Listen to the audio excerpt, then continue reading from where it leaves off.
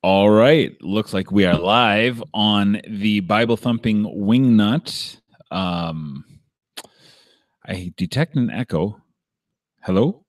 Maybe I'm wrong. Okay, so we are live on the Bible Thumping Wingnut YouTube channel. This is episode 20 of the Grappling with Theology podcast. You can check out Grappling with Theology at BibleThumpingWingnut.com. We are also available on iTunes and everywhere that good podcasts can be found. So if Grappling with Theology isn't there, that means everything else automatically sucks. So so I am joined today by my good buddy Alex, and Alex literally just got home from his first submission only tournament. So tell us how that went. Greetings, humans. And yes, it was interesting. It's not like any tournament I have been in before, and probably not one I will be a part of very often in the future. What happened? So Well, tell us about your attitude leading up to it, how you were feeling, and tell us what you felt walking in the doors. Well, originally when I registered for it, I registered for the 156 to 165 weight division, and I had marked myself as a white belt because I'm just on the verge of blue belt, but not quite there. Almost. Onto the registration. And so I was going in thinking, all right, I'm a couple pounds over 165, so I'll just like sharpen up my diet and I'll be right out weight, so I'll be at the top of the weight class. Yep. And I should be right around like a high level white belt. Right. So I felt like there was a little pressure on me to take first or second, maybe third. I would have not have settled for anything lower than third if I had gone under those conditions. I was feeling good. I was like, I got a couple advantages. I'm gonna use them to work for me. And then about 24 hours out from the tournament, the brackets are posted, and then I had seen it.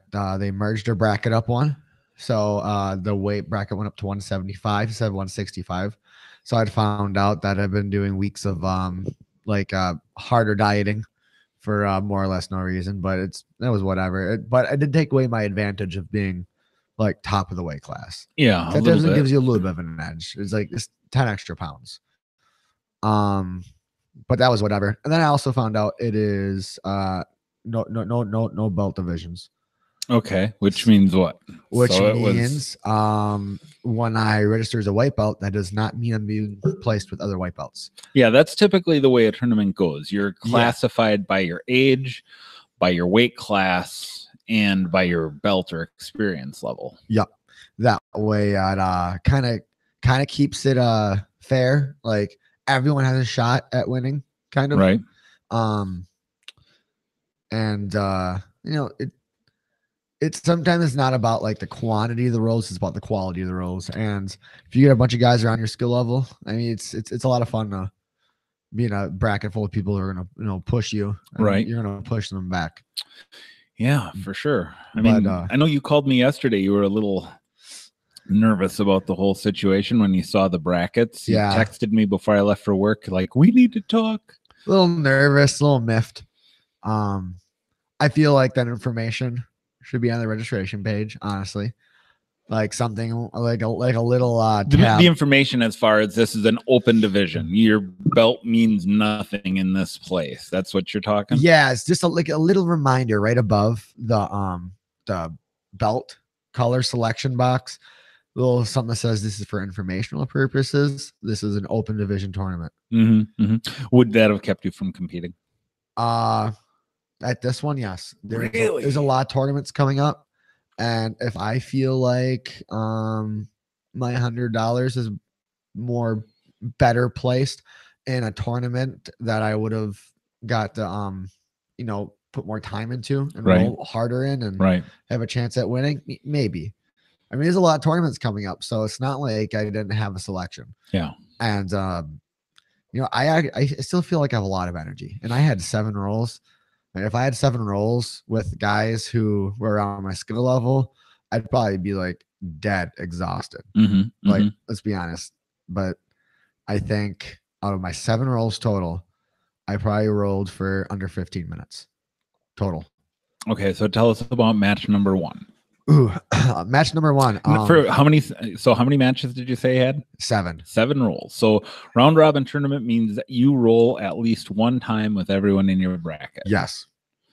Oh, that's a big ask. I mean, I know after rolling 4 times after class, like if you have 4 5-minute rolls after class, and if even 2 of them are a little bit, Yeah. spicy, Yep.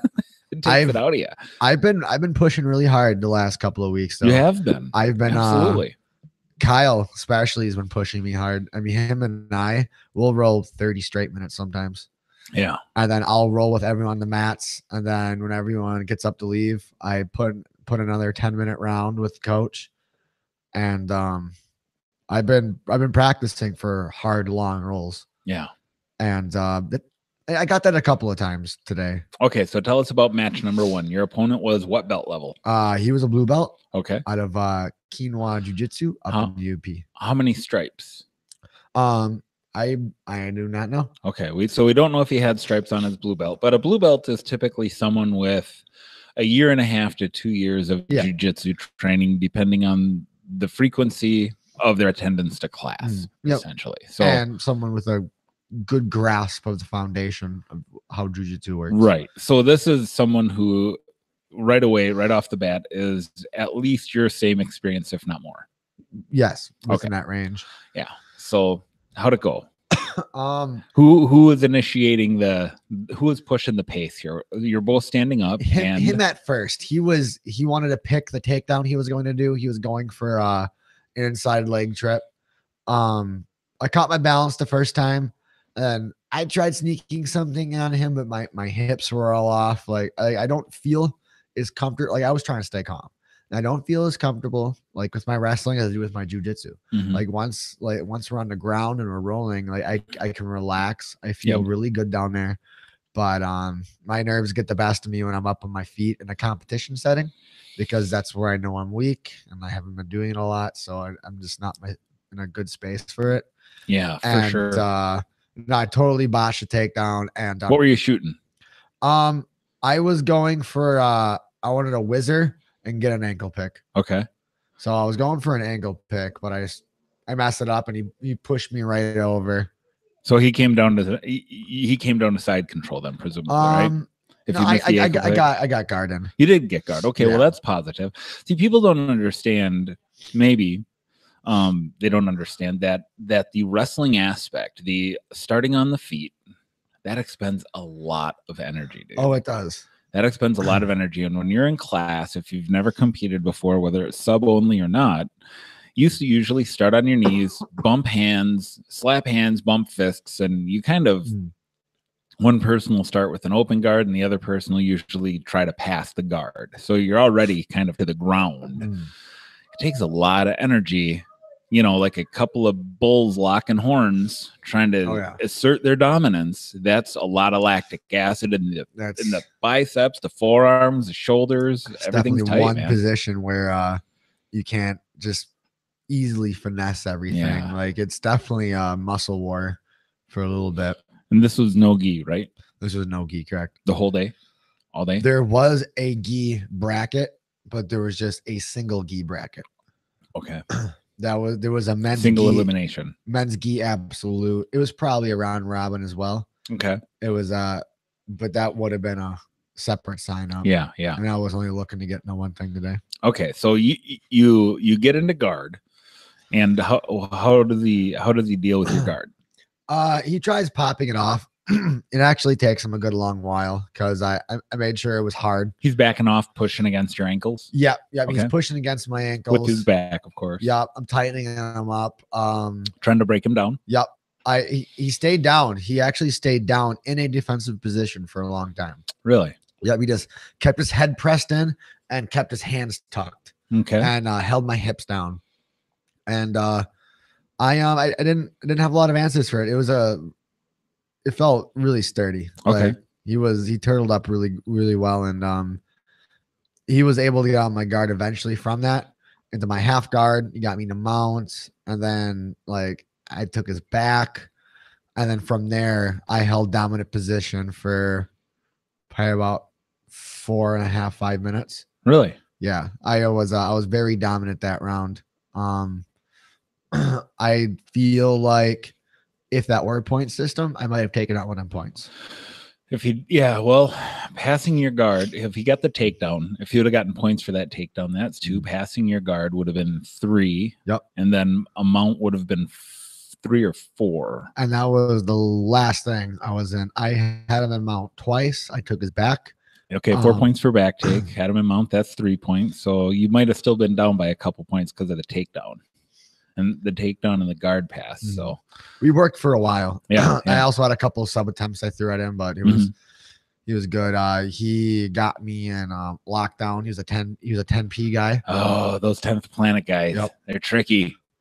He snuck out of that after a while. He went for a heel hook, but I was able to get my leg out and make him reset. And we just battled back and forth for 7 minutes, and then they called it a draw. That was the draw match, your first one. Yep. You got to feel pretty good about that, don't you? I did feel pretty good. 10th planet blue belt, no joke. No blue belt is a joke. I felt like I was way more relaxed than the guy. Like I could hear him huffing and puffing on my chest. I'm just totally calm. Yeah. Like I could have rolled like that for another 20 plus minutes. Yeah. No problem. Was he explosive, fast-paced guy, or was he kind of the slow? Well, was he like slower, methodical? It would go back and forth. Okay. He would have slow, methodical moments, and then there was moments where he would just jump to try to retain something. Okay. He'd be snappy about that, and he was using a lot of strength and a lot of like I feel like the movements were a little spastic at times. Okay. So what sub attempts did he try on you? He had you in mount. What was he going after? Was he trying to shoulder locks, mounted triangles, he tried arm bars? He tried a guillotine. Okay. He tried a Kimura. Okay. No, sorry, an Americana. Yeah. We tried an Americana. He tried the heel hook more than once. From mount? After this, I kicked him off a mount shortly after this. Okay. Yep. He tried for the chair from lockdown. The electric chair. Yep. And then did he get the sweep out of that, or no? He that's when he grabbed onto the leg and went for the heel hook. Okay, gotcha. So it transitioned right out of one into the other. And I think those were all his sub attempts. Okay. I think he didn't really get much that I can remember other than that. I had to watch him and study him a few times over. I could see like what and where I did most of my stuff wrong. I could also see what he was doing right. Yeah. Like, because did you feel like you were seeing the path as you were rolling with him, both defending and being in the dominant positions? Were you seeing a step or two ahead of yourself? Yeah, I was also seeing when stuff messed up. I could see exactly why. But the only place I didn't feel properly educated in was when it came to the legs, because that we as white belts, well, you even as a blue belt, we don't get in depth with leg stuff. No. And I know that I got to get my knee like I'll like trapped out of their knees. That's all I know. That's it. I don't know if I'm accidentally giving them a heel hook. I don't know what they're looking for to set one up from an awkward position. Yep. I just I was clueless, and when they got snagged up a couple times. Yeah. And when I watched the video, like it's like, this is why he got it. That makes perfect sense. Right. But it's not second nature yet. I'm not feeling that out while I'm in the heat of the moment. And a lot of the stuff I defend, it's because I can feel it out long before it comes. Right. Okay, so match number two. Match number two. You have 7 matches to sort out in your head, man. Oof. Yeah. Match number 2. That ended quick with a heel hook from a purple belt. Ooh. How'd it come from a, did he? It was an awkward position. One that I watched was like, this is what I could have done to avoid it. But at the time, just whoosh right over my head. We started standing up. I could tell that he wanted to go right to the ground. He was really lazy with his stance on his feet. I shot for the single. I picked the leg up. As soon as I picked the leg up, he turns around, does like a front roll. So he turned around and he was like, basically was like giving you his back, but then he like front rolled. Yeah, then he front rolled down, went straight to my feet. The old Berimbolo.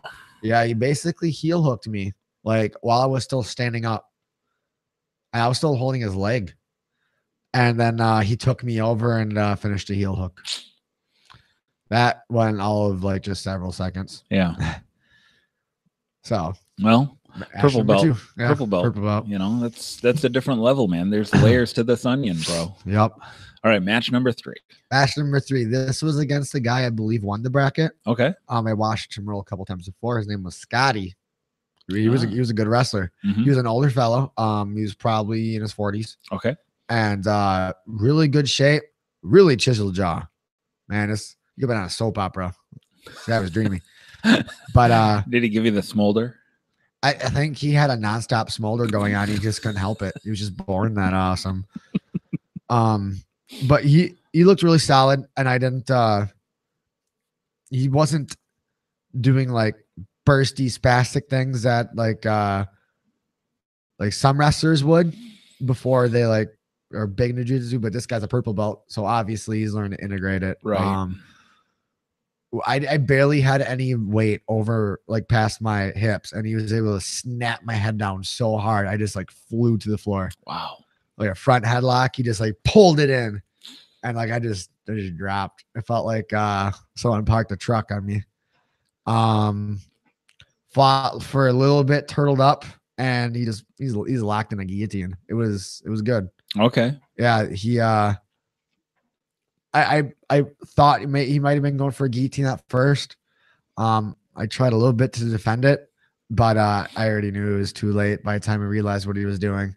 It was a little unorthodox the way he just dropped in. And I wasn't prepared for it. It was just so quick. He knew exactly what he wanted to go for. Yep. It was kind of like the one Kyle likes to do when you're turtled up, except he stands up with it. Right. My opponent just shot his legs in the guard. Under it. Yep. So just Kyle's signature, just a different finish. Okay. All right. So that's match number 3. Yep. So tell me about match number 4. Match number 4. Beep. Match number 4. I believe that was the other blue belt. Okay. This one, I think he's 17. He's still a teenager. Really? Yep. And he's another 10p guy. When we started rolling, and I held a dominant position against him. He went right to the ground. Okay. He shot down and pulled guard. I'm like, all right. And then I started passing his guard, and I held dominant position for most of the roll until about probably around a minute 30 or 2 minutes in. I didn't realize I was giving him a heel hook, and he just snapped a heel hook on me that I didn't see coming whatsoever. From what position? You were passing his guard? Yeah. At this point, I went from side control, and then I was going up to mount, but he caught the leg and put in lockdown. Okay. And so you got into his half guard. Yep. Okay. I was working on passing his lockdown when he let go. I just stepped out with my foot too far, and he just rolled under my body with my foot in his arms. Yep. And he heel hooked me, and I didn't see that coming from a mile away. Didn't even realize I was giving it to him. Yeah. This is another moment where I felt totally clueless. But I mean, I guess that's what I signed up for. Yeah. Well, here's what I'm wondering. Do you feel like you went for that mount too soon? Do you feel like you didn't have good position from side control? Did you not get his hips turned away so that you could go to mount? Were you trying to do like a knee on belly sliding across? I think I'd have to watch it again. I don't think my side control is proper. I did a really nice stacking bus driver pass on him.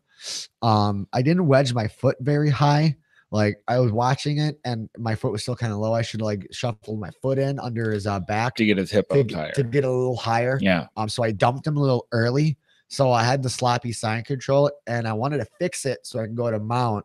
But he had locked up his half guard before I had a chance to fix my side control for my sloppy bus driver pass. How did he get you into side control, or how did he get you into half guard then? Did he do like some kind of lazy leg from side control? Or? He just shot right in for it. That's what he wanted. Okay. He shrimped out the opposite direction, lazy leg to leg in, and then pulled up deep half guard, switched his hips, and then put in lockdown. I can't wait to watch these videos. A lot of them are short. That's okay, man. That's okay, dude. Really There's no short. shame in what you accomplished today, or what you feel you didn't accomplish. So that's your fourth match. We got 3 more matches to go. All right. How much combined time were the last 3 matches, and how are you feeling physically? Let's see. Combined time, I want to say maybe about 9 minutes. Oh, okay. That's not bad. Yep. Physically, I feel fine. Yeah. No, you weren't feeling like gassed. You didn't have lactic acid building up in your forearms, and your grip strength was suffering. You felt, yeah, that work, man. I could have rolled like that all day. All right. So let's talk about match number 5. Match number 5. This was another one that went seconds from decision. Seconds. The guy just said time right as I tapped. Really? Yep. It was a long, epic battle with a purple belt. Not a 10th planet guy. He did snap for one heel hook, but I was able to get my leg out just in time and pressure him down and force my way back into his guard. Yeah. We battled it out for a long time, but I just got sloppy. I thought I'd be fine if we went over to my back. So you gave up your back? I wouldn't say I just gave it to him, but I didn't resist very hard. From what position? How was he taking your back? Were you in turtle or? I believe he was in mount and he was pulling me over so he could shoot his leg under me to put the first hook in. Yep. And you were just like, okay, I'll take that. I'm like, timer's almost out. I can defend on my back for a little bit. Better than I can defend on mount because he was trying to attack my bad shoulder. And I'm like, I would rather fight off something from my back than like risk my shoulder getting hurt. Took me on my back. He put in a rear naked choke, but he put it over like you only got it half. You got it like maybe out. It was right across my mouth. And I just cranked down with everything he had. So it's more like a neck crank, really. Neck crank / like jaw crusher. Those are the worst. And I just those are the worst. I'd rather be choked. I'd rather be choked than have my neck cranked. I just tapped like I wasn't choked at all, but man, that was a lot of pain. Yeah. And he wasn't gonna let go. He was gonna crush me. He was gonna pop my head. Yep. So I just tapped. That's just the nature of competition, man. It was like time win, man. Slap. But we weren't gonna split hairs, though. Right. Technically, they said time first, but okay. You know, I would have just gave it to him anyway at that point. It's not like it would have meant a whole lot because him and I were so far down the round. Dude, you went 7 minutes with a purple belt. You went 7 minutes in a submission only tournament with a purple belt. Yeah, I feel pretty good about that. That's a moral victory. I don't know anybody who does jiu-jitsu who would not like give you massive respect for that. Anyone in the martial arts community is going to be like, a 7 minute, no submission only match with a purple belt and you're a white belt. Well, yeah. Okay. You're testing for your blue belt. Still a new blue belt. Doesn't matter. That's respect. I hope I can grow to be as optimistic about it after I've had like a good night's sleep. Well, let's talk about match 6. Match 6 came and went. That was a very fast one. Okay. It was the guy contending for first. He got a good takedown on me.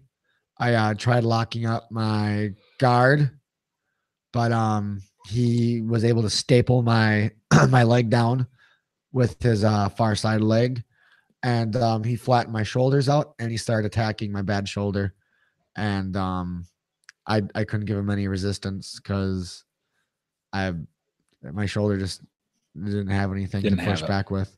There's strength in there, but the pain overwhelms the strength, Yep. and I lose my ability to like even like when it hurts enough. I can't even, like when it's hard to move my fingers. Yep. Like Yep. it hurts so much, and I tap so quick. Hmm. And my shoulder was just throbbing for my last roll. But you know what? That it could have been worse. I saw what I did wrong. I blame a little bit of it on like I think I could have fought it a lot more effectively had my shoulder been as functional as my right shoulder right now.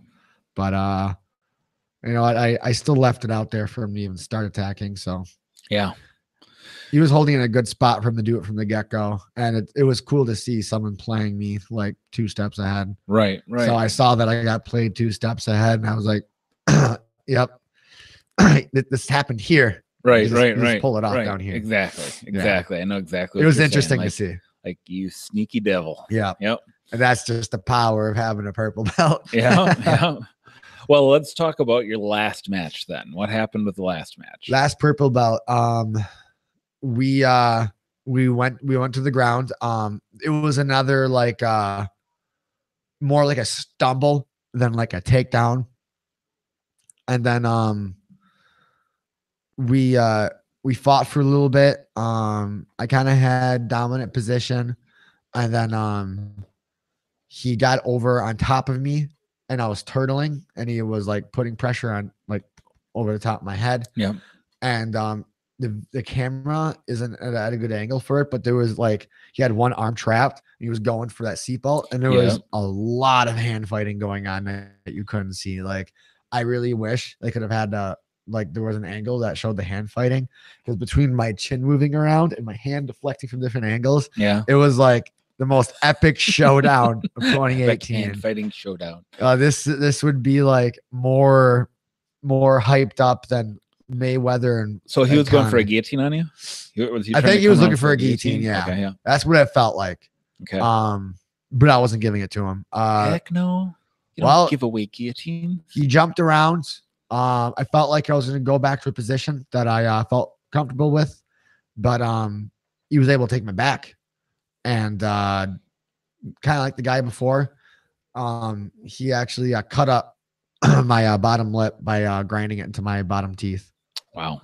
With rear naked choke. So it was another rear naked choke, neck crank jaw crusher. Yeah. And I can't even think straight. Right. When I'm getting my face like just shoved in. Yeah, it's a different people who don't understand the pressure. Pain makes you do irrational things. Yeah. Even when you're trained, I'm this is when we talk about, I mean, this is a whole discussion, but whether you train or not, pain, whether it's emotional, physical pain, makes you do irrational things. And we train for pain, man. Oh, that should be like over the locker room door. We train for pain. I also knew that realistically, that guy, he had me at that point. Like, the longer I fought it, the more likely I would have like just a kinked up neck. Right. He could have like tore my lip up even more. Mm-hmm. Like my mouth guard was not helping in that situation. Yeah, there's kind of a point where it's like, the battle's lost, and you just give up. So, and there's no shame in that, dude. Like you still showed up.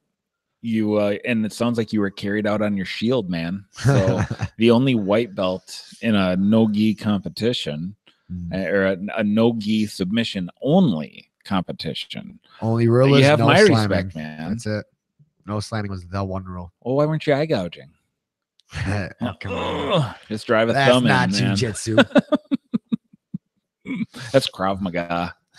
Yeah. That Krav Maga stuff. Well, ask man. Kyle. He was taught some Krav Maga. Yeah. So, how do you feel? What did you learn today? Because there's a platitude in jiu-jitsu. You never lose, you only learn. So you had 7 learning opportunities today. What what's your biggest takeaway as you've ruminated on a 3-hour drive home and sitting here talking about it?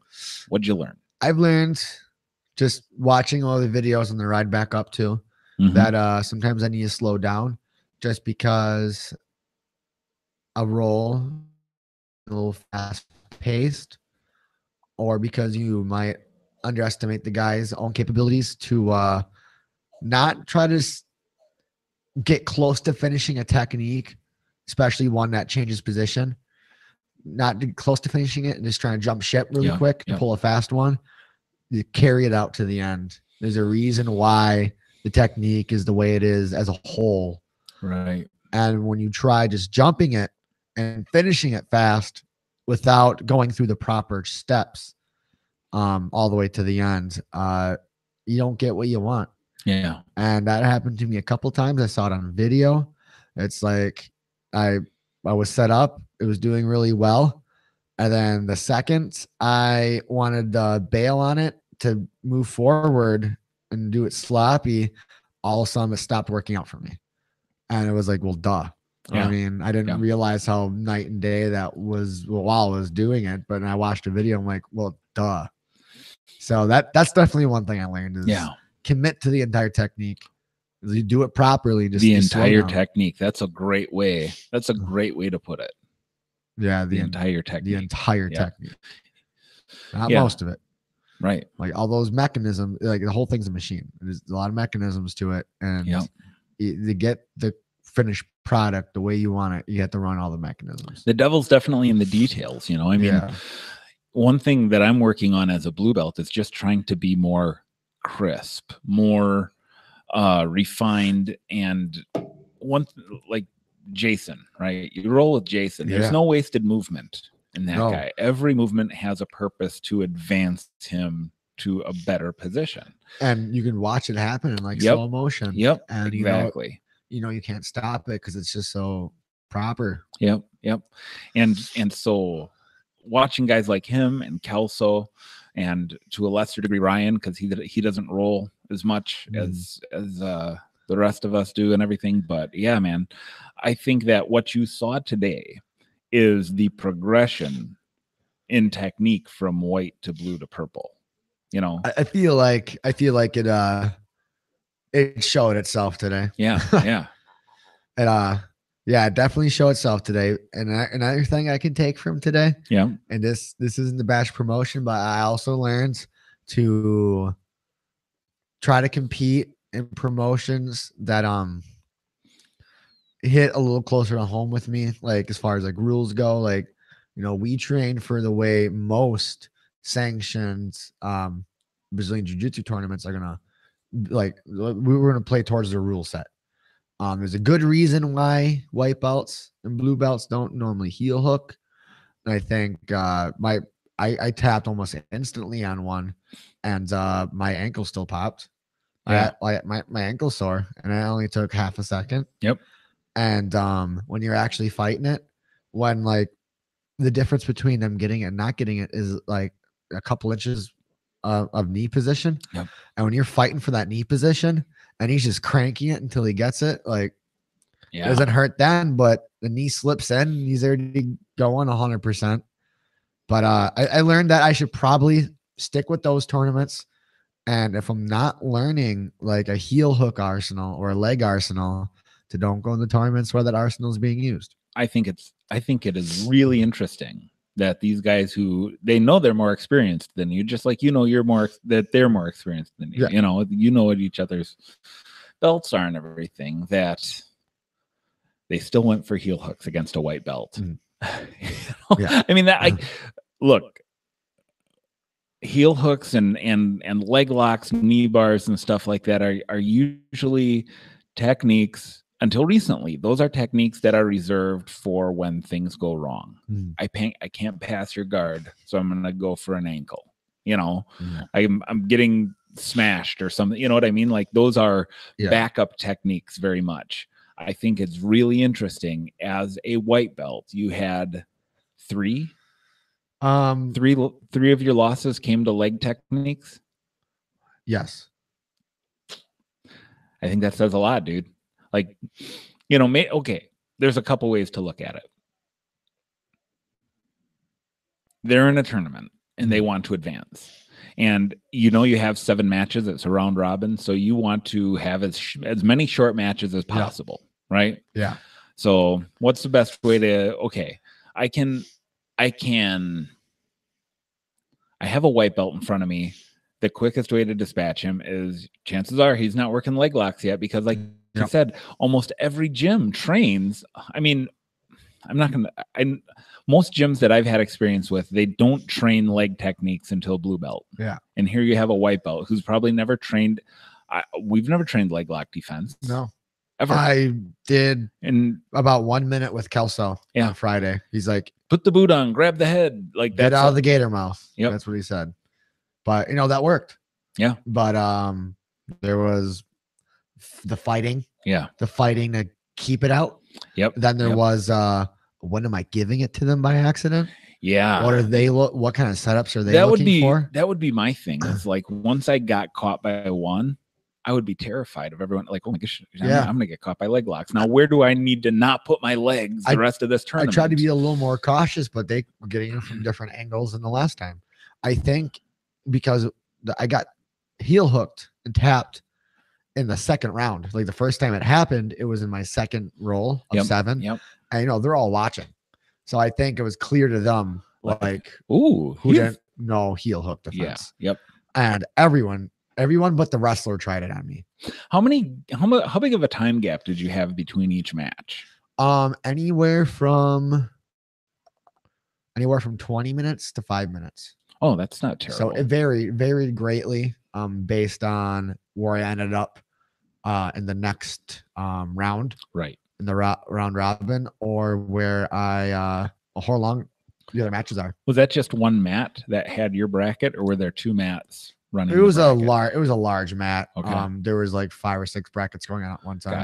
Gotcha. We had a square. Okay. So they sometimes expanded out a little bit if one bracket wasn't running at that time.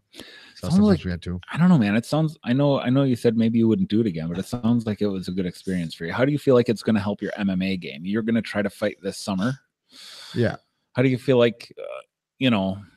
Obviously, strikes change everything. Oh yeah, strikes change everything. But 100%. You have. There's no question that jiu-jitsu is foundational to MMA. Yeah. If you you can win jiu-jitsu without using, or you can win an MMA fight without using jiu-jitsu.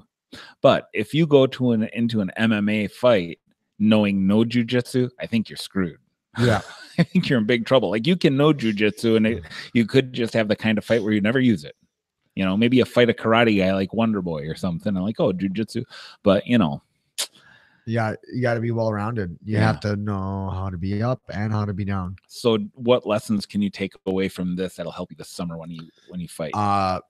People who have not been training so long, like so many years, in jiu-jitsu outside of a 10P gym, have poor heel hook defense.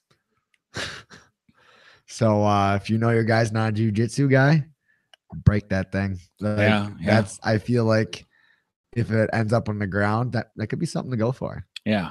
You still got to be careful not to get smashed. Absolutely. Gosh, I watched a video of a big heel hooker. Oh, if I said the name, everyone would know it. And he you got to put yourself out there to get into heel hook position. And in MMA, a couple of hammer fists later, this guy was laying in a puddle on the mat. So I guess I learned my pressure wasn't that bad too. That's good. I really underestimated my pressure. That's good. With my last roll, I know the guy felt my pressure a little bit, and I feel like that's why he wanted to squeeze my head the way he did. Yeah, to get it done and over with. Yeah, I think everyone there was surprised by my pressure. He shook my hand afterwards, and he was complimenting like how strong I was, and he gave me props for being the only white belt in a tournament like this. But that felt a little good. Yeah, man. Like, well, I didn't come here with very high hopes, but I want to get my time on the mats and hit up these competitions and learn how to be more competitive. And I also learned that I got really good nerves on the ground. So I want to make ground my bread and butter. Like I really enjoy striking, but I want to make ground my bread and butter. That it just feels so great down there. Well, yeah, I mean, you know, you and I have gone with the gloves on, and you're, you know, one of the few guys that has the striking and the jiu-jitsu experience that I trust to put the gloves on, because I just wanted to see, what was that, last fall or something like that? Yeah, that it was a while ago. Yeah, like last fall, maybe last winter. I gotta say it was last fall, but I was like, you know, I just want to see what it's like. Is my jiu-jitsu good enough against strikes? It wasn't. Laughably so, but I mean, the thing is more of a workout. Well, you know, the thing is that you have to be super conscious of your body position, man. Absolutely. And so, I mean, I wasn't striking back, right? So there's a bit of a difference there.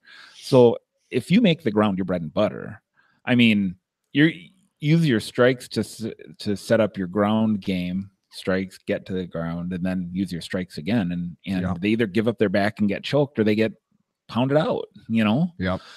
So yeah, I would want to make the ground game my bread and butter too if I were an MMA fighter. I don't want to stand with anybody. There's anybody there are people who carry dynamite in their fists, man. Oh yeah. Absolutely. And it doesn't matter how good your jaw is. It does, you know, and you just see those shots come out of nowhere. And you know what? One of the things I've heard it from boxers and I've heard it from MMA guys is it's the shot that knocks you out is the one you didn't see. You know, that was one of Mike Tyson's like 6 fundamentals and knockouts. Yep. Is hide it. Yep. If they're not expecting that hit, their brain can't subconsciously brace itself for it, and you'll put it to bed. Yeah. They'll be snoring before it hit the floor. Crazy. What else you want to say about it, man? It wasn't bad. I'm not crushed. I'm not feeling overwhelmingly optimistic either, but it didn't ruin my day. It shouldn't, dude. Yeah. I think you can carry your chin high, your chest puffed out, man. Dude, I told you yesterday, man, lower your expectations. You know, do your best and fight your hardest, of course, but don't, you know, if you put the pressure on yourself that you have to beat the murderer's row that you ran into, like, okay, you said you wouldn't do this again till you have more experience. Well, what happens when you get to a purple belt level and you say, I'm ready to try that sub only thing again, and you go into a bracket of 3 browns and 4 black belts? You know, you're gonna be in the same spot.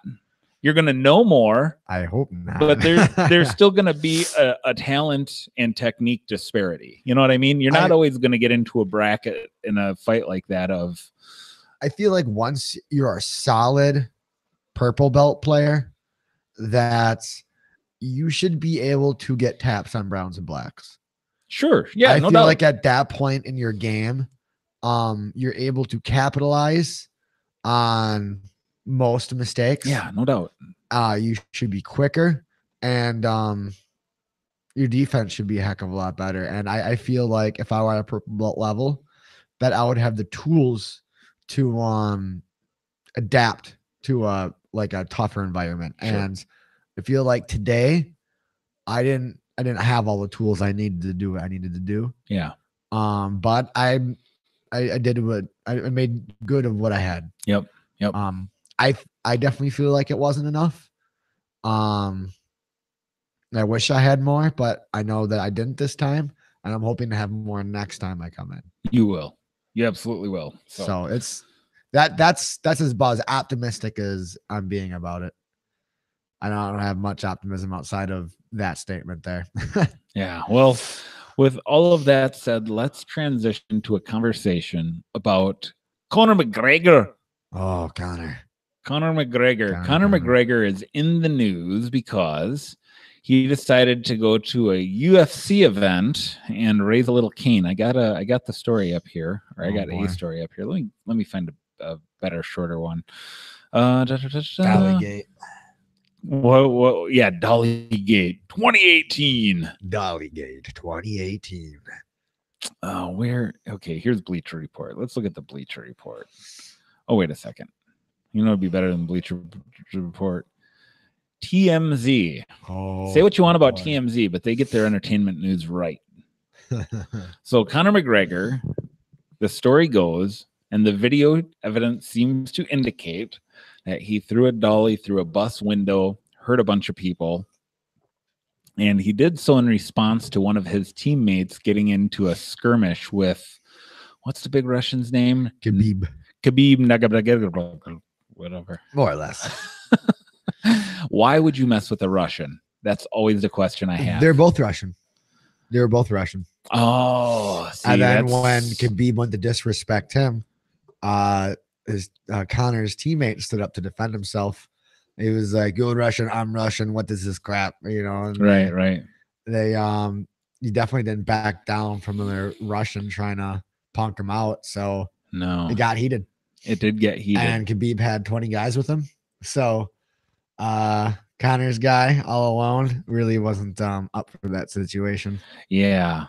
Well, and so Conor's response was to put 20 Irishmen, 20 fighting Irish on a private jet, fly to the UFC event where everything was, and to respond with violence. Now, we have a comment in chat here from Tulip Doctrines of Grace who says the Conor fiasco was completely staged. See, Dollygate 2018, my friends. Man. 2018. Conorgate. I couldn't. McGregor-gate. I couldn't decide between Conorgate and Dollygate. I think I'm feeling Dollygate. I think I'm feeling Dollygate myself, to be honest. Dollygate. Did you see the video?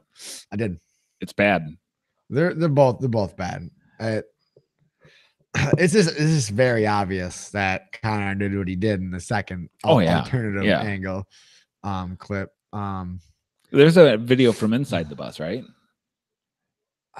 I don't recall. I don't know. I saw a video from outside the bus, and he clearly threw the dolly. I heard that people have damage to their eyes. Some cornerman got like glass in his eyes, and some other people got damage from the glass. Stuff came through. Some cuts on their face. Yeah.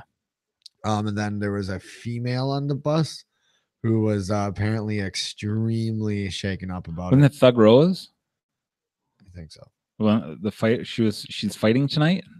I think that was it. Yeah, one of the two in the rematch I thought was on the bus. Yeah, that's crazy to me. Here's what I think. I am not. I watched Conor's documentary on Netflix, and it's good. All right, he's a guy who was really very self-sacrificial.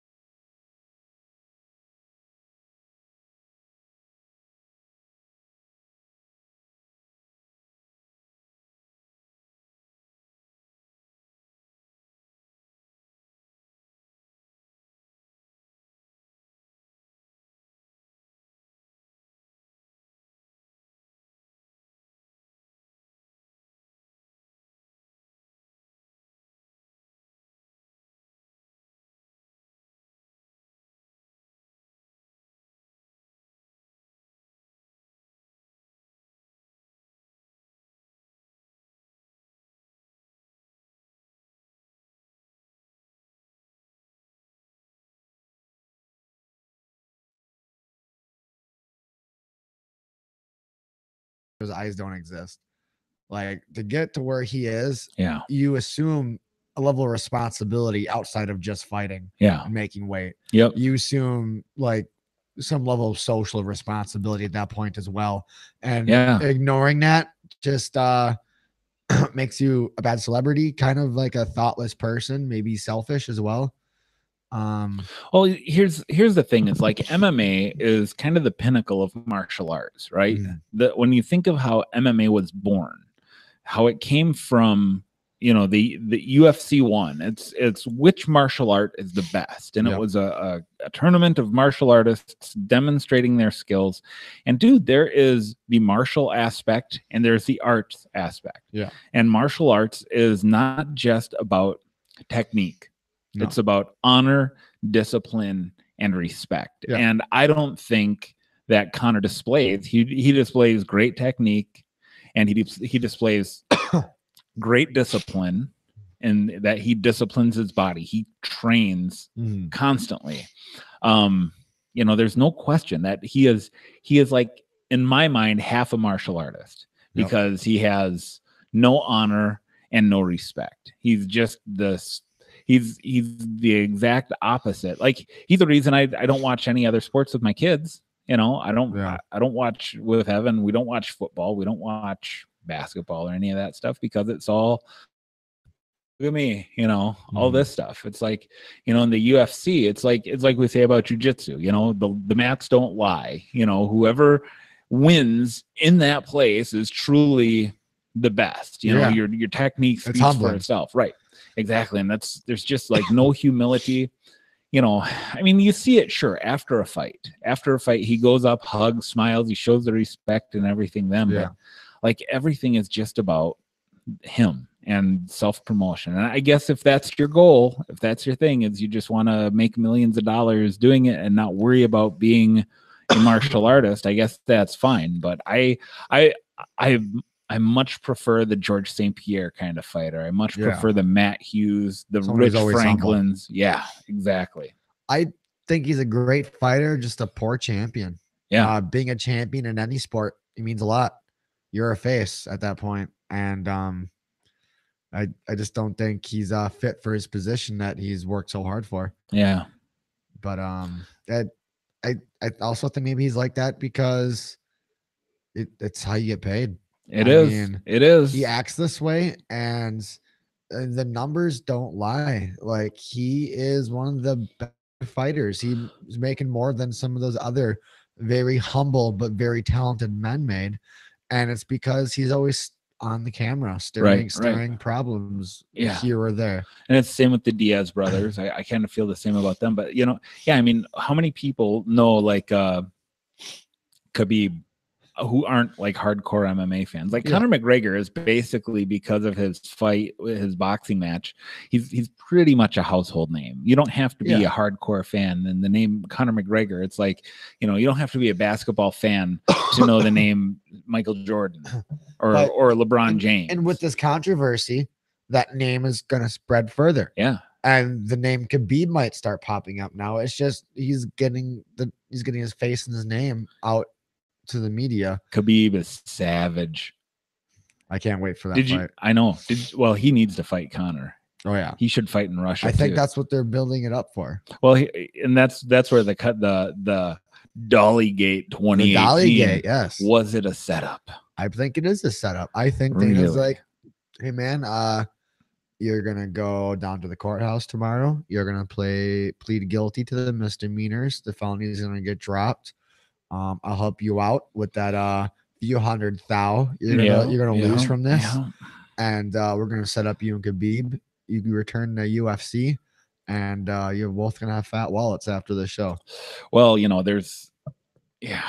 I think they're leaving a lot of people out on it just to make it as candid as possible. But I think they're taking the professional wrestling route with this the build up of this next fight. I should look up Khabib's tweet on Twitter. Khabib said something like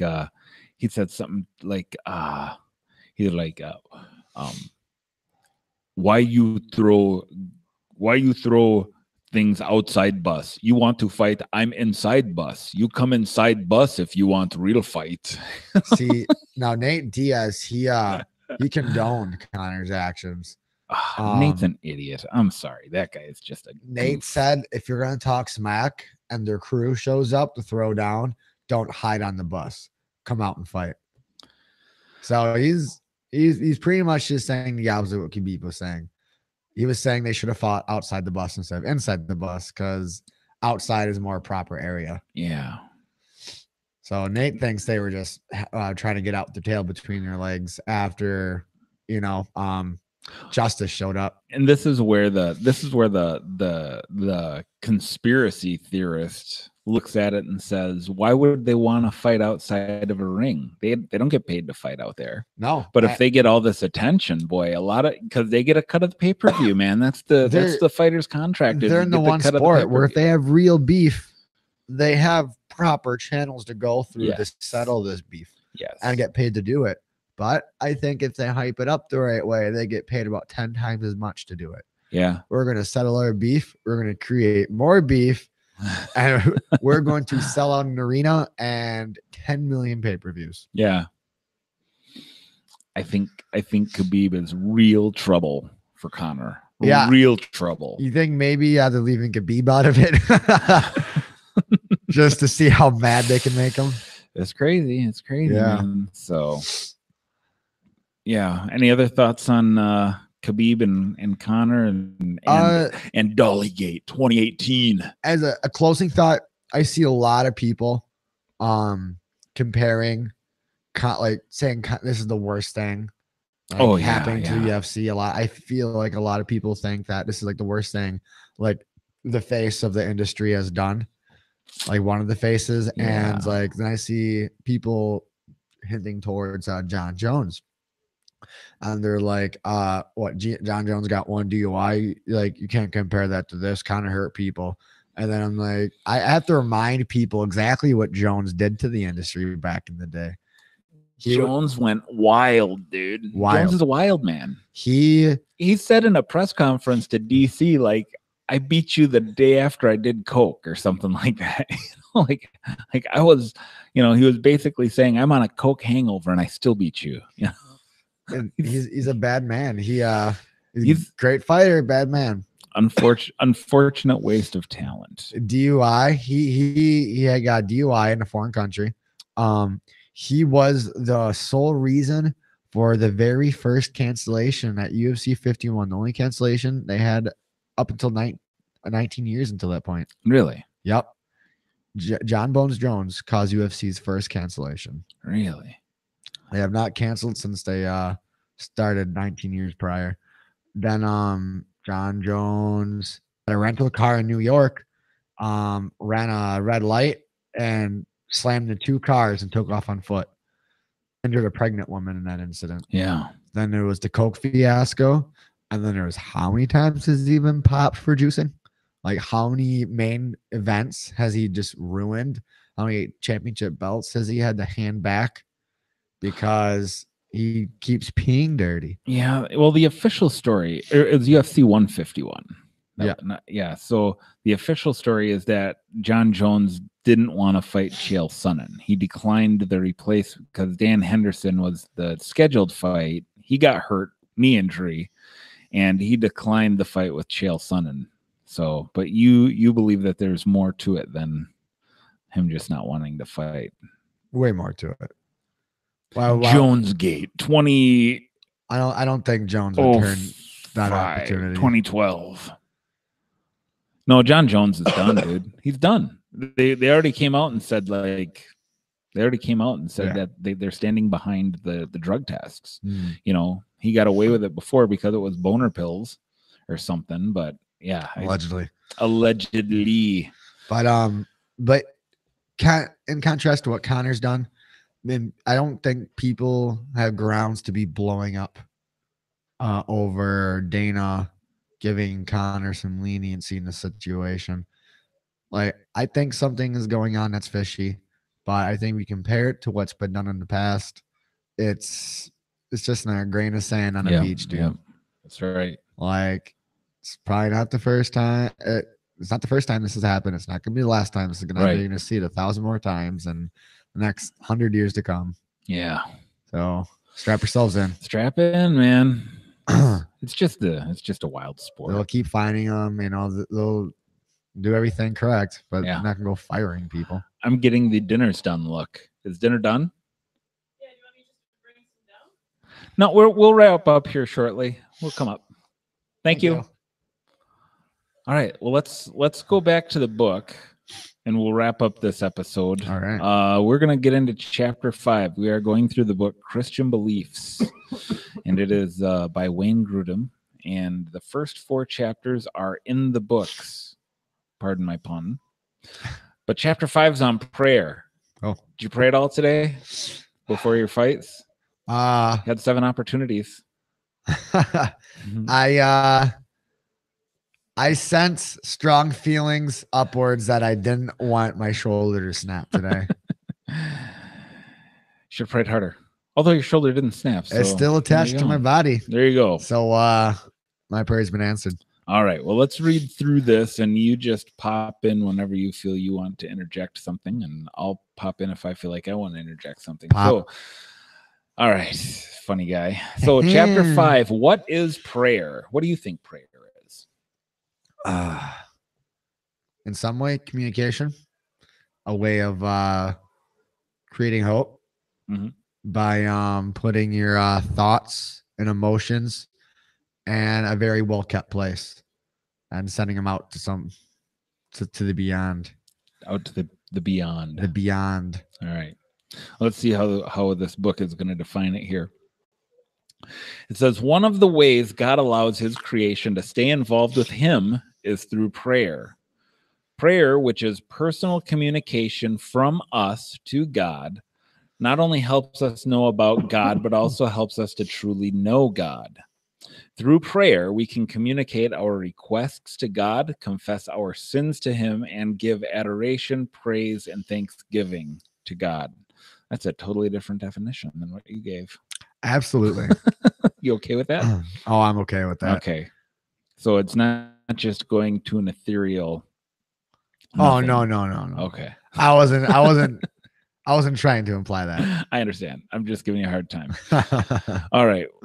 So the reason for prayer, God does not just want us to pray so that he can find out what we need. For Jesus said, quote, your Father knows what you need before you ask him, according to Matthew chapter 6, verse 8. Instead, God wants us to pray so that our dependence on him can increase.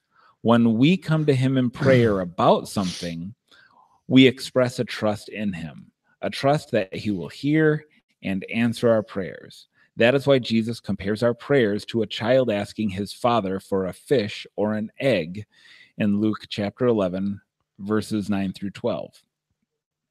As a child trusts and expects his father to provide for him, so we ought to expect in faith that God will provide for us.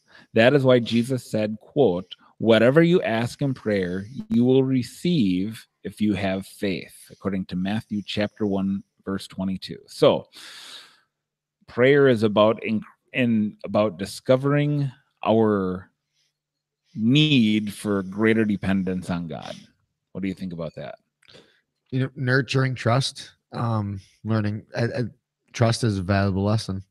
And, it feels good to know you're putting your trust in someplace safe, because too many times, like when you're growing up in the world as it is now, you'll find that you'll feel your mistrust betrayed and misplaced very often. And, it's got to feel good for everyone to know that there's at least one place they can put it where they're not going to not get the crap end of that stick.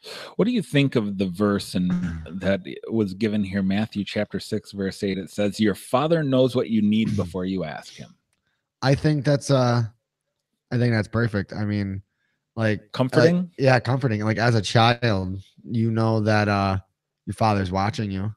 You know that he knows who and what you are. He knows what your needs are. Right. And he can observe your needs far before you even need them. That's what makes you a child. Right. Is not always knowing what you need. And that's what makes a father, Right. knowing what his child needs. And knowing better than the child. Yeah. Like being light in the child's, I wouldn't say darkness. It's not a void. It's just, Right. he's still learning. Right. Like we are. We're always learning. Yep. All right. A couple of more paragraphs here that we'll go through.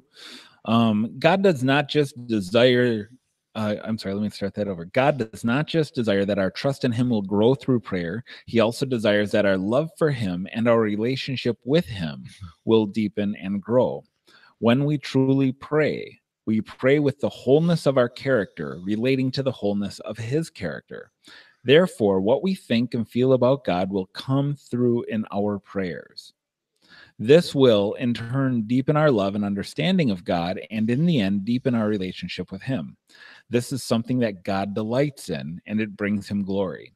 Finally, God wants us to pray because it allows us to be part of a story that is greater than our own. It allows us to be involved in activities that have eternal significance. When we pray, God's kingdom is advanced and his will is done on earth as it is in heaven, according to Matthew chapter 6, verse 10. I just want to, there was something here that stuck out to me, and I want to see if I can find it again. He also desires that our love for him and our relationship with him will deepen and grow. Okay, here's it. What we think and feel about God will come through in our prayers. What we think and feel about God will come through in our prayers. And I think the same can be said of prayerlessness. You know, if you are a person who struggles with prayer, like I often struggle to pray. You know, it's one of those things that I think is a discipline, just like eating right, exercising, and things like that. I think prayer is a discipline that you have that improves with frequency. Yeah. You know, and so just like what we think of and feel about God comes through in our prayers, I think the same is demonstrated in the opposite. You know what I mean? Yeah, Like how little you think of God if you are prayerless or you pray infrequently. you have to open the door to the activity to Right. encourage yourself to, you know, stick with it and commit to Yeah. it. And once you're committed to the activity, it's on your mind more, Right. and you're putting more deep and meaningful thought into it. Yeah, Definitely. absolutely. Let's move on to the effectiveness of prayer. When we ask for things in prayer, God often responds to those prayers. Jesus makes this clear when he says, quote, "Ask and it will be given to you. Seek and you will find. Knock and it will be opened to you. For everyone who asks receives. The one who seeks finds. And the one who knocks, to the one who knocks, it will be opened," according to Luke chapter 11, verses 9 and 10. Our failure to ask God for things is often the reason we do not receive what he delights to give us. James said, quote, "You do not have because you do not ask." James chapter 4, verse 2. The scripture gives many examples of God's responding, even changing the way he acts in response to the prayers of individuals. For example, when the Lord told Moses he would destroy the people of Israel for their sin, Moses responded with the following prayer, quote, "Turn from and relent from this disaster against your people." Exodus 32, verse 12. In response, quote, "The Lord relented from the disaster that he had spoken of bringing upon his people." That's just 2 verses later. On a more personal level, John tells us that, quote, "If we confess our sins, he is faithful and just to forgive us our sins and to cleanse us from all unrighteousness," according to 1 John chapter 1, verse 9. And these two examples, along with many others in the Bible, should encourage us to pray more, boldly asking the Lord to work in ways that only he can work. So let's see here. So obviously what this is trying to tell us is that prayer works. And I think the reason most people don't see that is because they're probably not doing it. I'm not sure if this is in the books or if this is something Confucius said, but I believe that a closed mouth goes hungry. And I think that term can be used like in abstract and physically. If you don't open your mouth and speak what you need, how you supposed to be catered to? Like I use that term a lot. Yeah. I use it at work. Mhm. Someone's frustrated with me because they don't have the information they want. Yep. It's like I can only answer the questions you ask. Right. Right. God can only give what he's asked for. Well, but what if sometimes the answer to your prayer is no? You know, um, wasn't it? I don't know. There's a Garth Brooks song that I think it was Garth Brooks. He had a song. Sometimes I thank God for unanswered prayers. You know, Yeah. so I think sometimes even in not providing for us the thing that we think we need or we want, he's goes still back to the parenting. right. Like there's a lot of things I think I want, but I don't think I need them. Yeah. And at a younger age, I wish I would have known what I needed. I was very distant from my parents growing up. Mhm. Mhm. And there's a lot of things I did that I thought I wanted or needed, or I was wrong. I was wrong about a lot of things. And I didn't have enough people to learn from, so I was just Right. making all these mistakes on our own. And like advice I give everyone is learn from other people's mistakes, because Right. you're not going to live long enough to make all of them yourself. Right. Yeah. And without that guidance, without that parental guidance, I was left to my own mechanisms, Yep. And if I felt like I had like a parent or someone watching over me, that probably would have made a huge difference in my upbringing. Well, I bring this to, I've been in sales for almost 18 years. Mm. And every time I've struggled in sales is when I have gotten off the path. That is, instead of trying to do things the way I was trained to do, following policy and things Yeah. like that, I thought I'd shortcut something or try to do something my own way. I think I know better. And I've been most successful when I just submit to the plan.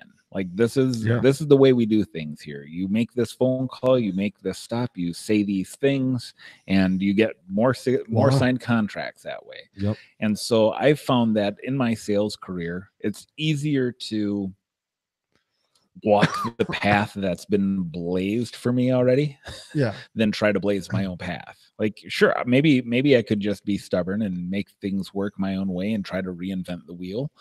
But at the same time, why toil in that? And maybe the same can be said of prayer, and be said of just basically the way to live our lives. Like, why rebel against something when we were given a path?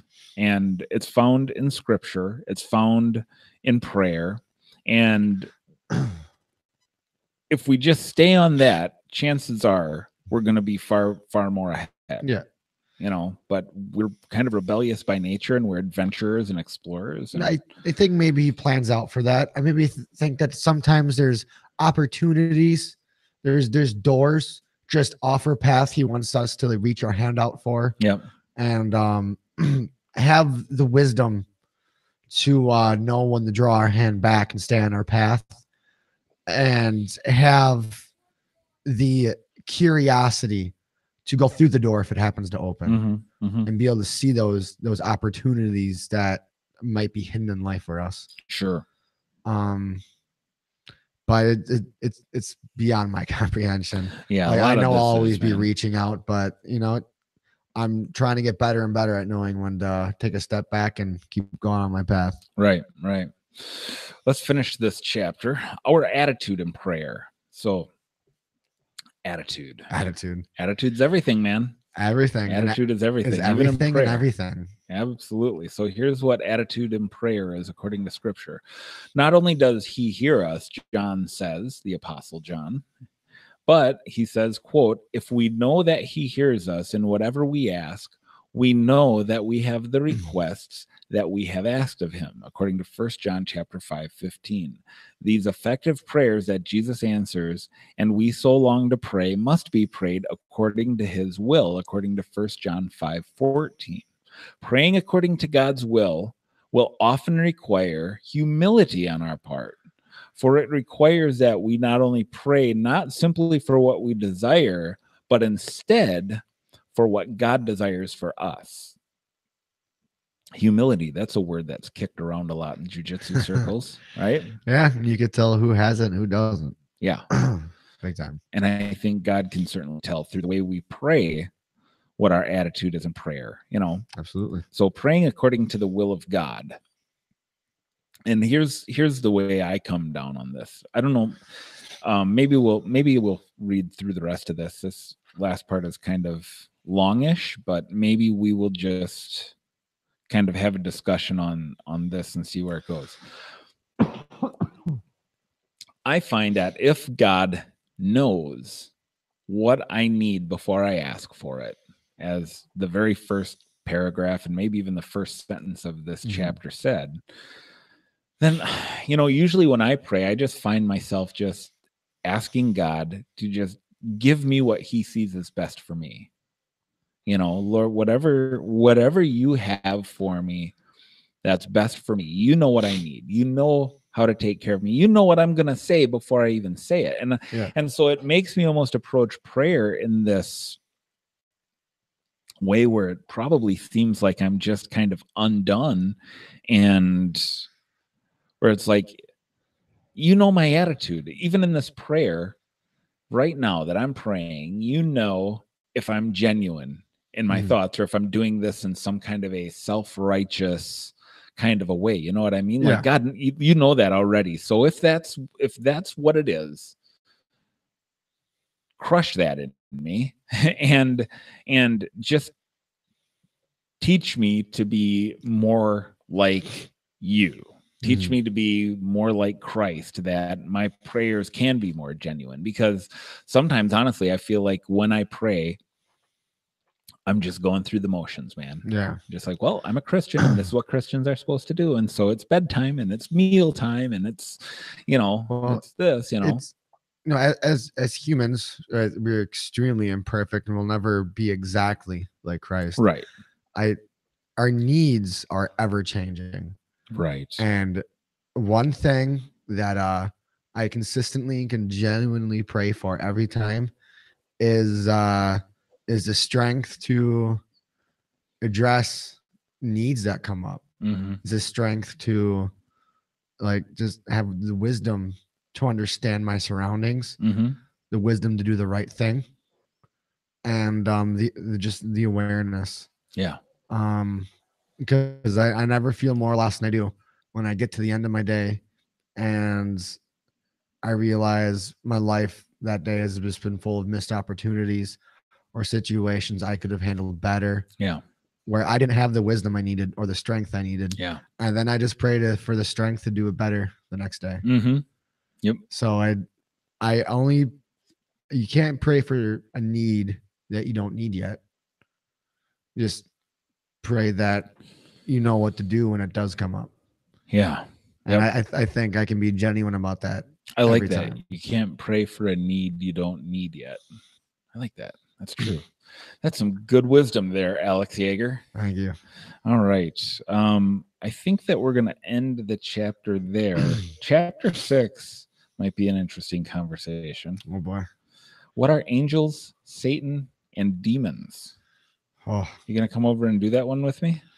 If everything falls into the right spot and you don't get someone over here before me, I think I'm down for that. Next weekend is my big jiu-jitsu camp. So next weekend I won't be recording. We better record something before I take that back. I will be recording, but I'm going to be recording there. I'm putting all my podcast equipment in the bag, and that sounds like fun. So yeah, hopefully I can get the tech to work for it. So I'll if you I'll ask questions in the dojo if I see that come up. Speaking of questions from the dojo, look on your phone and see if any questions from the dojo came up. Let's see, because we requested some of those, and if not, we're gonna eat meatballs and spaghetti that are upstairs waiting for us and presumably still warm. No questions from the dojo. The dojo has failed us. The dojo is vast today. Well, it's a weekend, people have lives. They probably have an open mat to get to or something, or eating meatballs. Yeah, eating meatballs and stuff. So, well, with all of that said, let me just open up my Google Drive doc so that I can acknowledge all of the sponsors of Grappling with Theology. So, and then we'll just wrap this thing up in a nice tight little bow. Open, because otherwise I'm gonna forget everybody. So, anyhow, we'll wrap it up. So we will wrap it up by telling you about all of our sponsors who we hope you support. Go to the Nick and Sai YouTube channel. That's NIKANDSI. We've partnered with this YouTube channel because they are practitioners of the Collier method of judo, which is a much more combat-oriented method of judo. If you struggle with takedowns or you just want to expand your takedown game, go subscribe and leave a comment on your favorite video that says Grappling with Theology sent me, and you can see the link in the podcast description. Could you have used some judo today? Would judo have helped you at all? Most of them pulled guard. I think Guard pullers. I think I might have helped in the one or two situations where I kind of got, just it was more of a stumble over than anything due to bad hip positioning. But good judo and good hip positioning definitely could have combated those situations. Yeah. Well, every time a jiu-jitsu player pulls guard, an angel loses at swings. So learn takedowns. All right, our next sponsor we want to thank is Deus Fight Company. Life is a fight, y'all, whether physical, mental, or spiritual. And Deus Fight Company's gear is the first faith-based fitness brand for the Christian mixed martial artist and BJJ practitioner.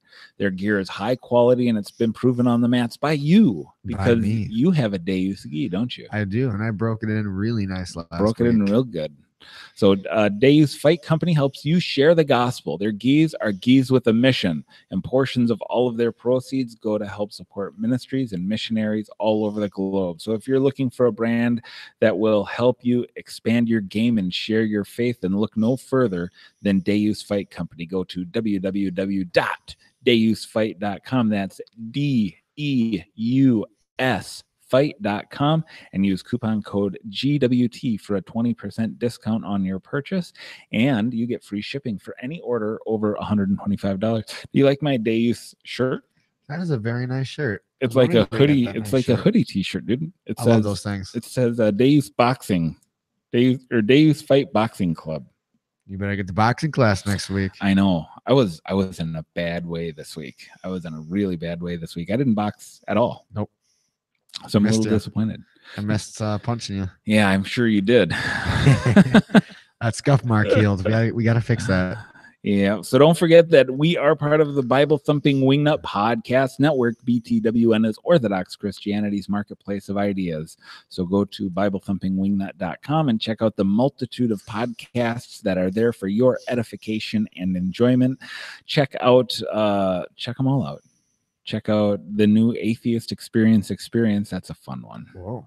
Yeah. It's quite the title. Well, there's a podcast called The Atheist Experience, and it's atheists arguing against Christians. Christian callers call in.